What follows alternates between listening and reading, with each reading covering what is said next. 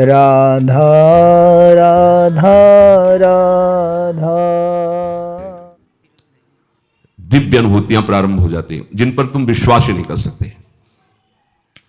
सबसे पहले किसी से संबंध नहीं होना चाहिए।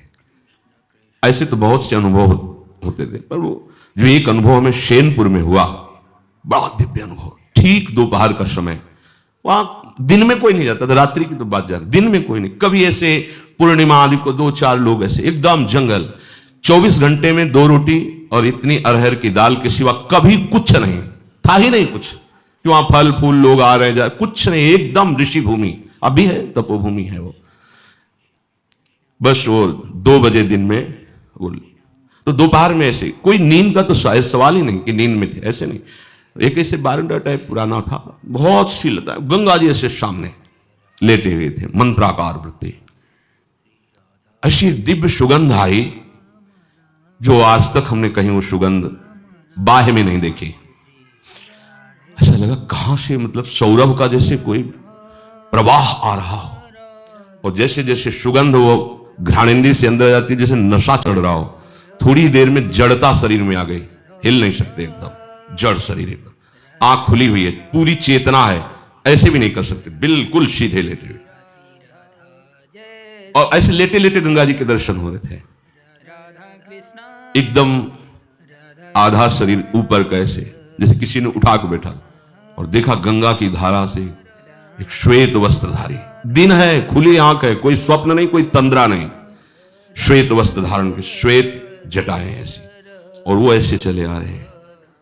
देखो आए और गोद में ऐसे सर रखा, ऐसे ऐसे कर रहे, मस्तक को इतनी शाम का इन्हीं के अंग से शौरावा, और कुछ बोले थे। वो जीवन का पहला दिव्य प्रगट में ऐसे, तो स्वप्न में ऐसे, प्रगट में ऐसे ऐसे कुछ कहा, कुछ बोले, इसके बाद सीधे ऐसे, और गंगा ऐसा पार आनंद वो बताया नहीं जा सकता। जब आप उस सीमा को पार कर जाएंगे जहां कहीं किसी से अपनापन नहीं, शरीर से भी नहीं, वहां सैकड़ों बिच्छी ऐसे घूमती थी जैसे काले चींटे घूमते ना, भूरे काले चींटे, ऐसे बिच्छियां घूमती थी, बिच्छखापर, सांप, कई तरह, जंगल पुराना, गंगा जी का एकदम किनारा ना, कभी भी कुछ भी हो सकता है वहां।